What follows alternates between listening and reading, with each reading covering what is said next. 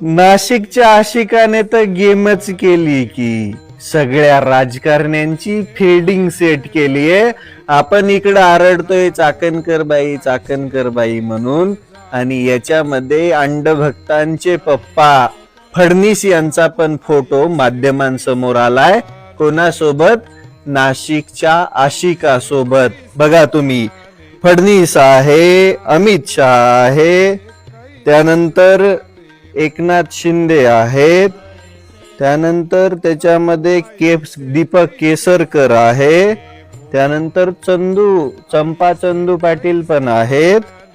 हो खाली ते बसलेत, वरी हे आहेत. बापरे, हो मुख्यमंत्री एकनाथ शिंदेचे सुपुत्र पण आहेत. यू तट्टू करू चटकरे पण आहेत अगदी पुष्पगुच्छ देताना, म्हणूनच त्यांना आज राग आला बहुतेक प्रश्न विचारल्यावरती. उपमुख्यमंत्री महोदय पण आहेत, आणि शेवटी चाकणकर बाई पण आहेत. म्हणजे या सगळ्यांची फिल्डिंग सेट आहे. फडणीस, तुम्ही जसा चाकणकरांचा राजीनामा घेतला तसा आज तुम्ही नैतिकता स्वीकारून राजीनामा द्या. का?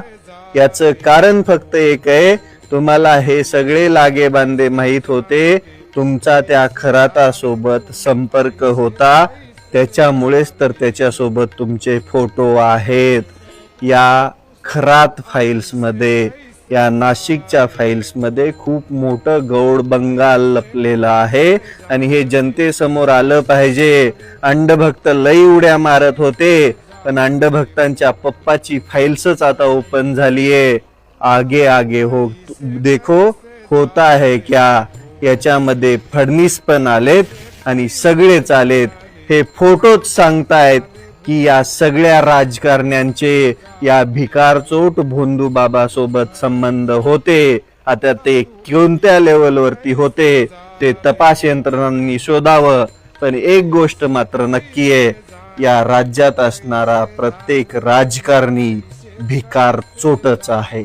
साधू आई से कैसे झाले भोंदू, आई से कैसे झाले भोंदू, आई से कैसे झाले भोंदू.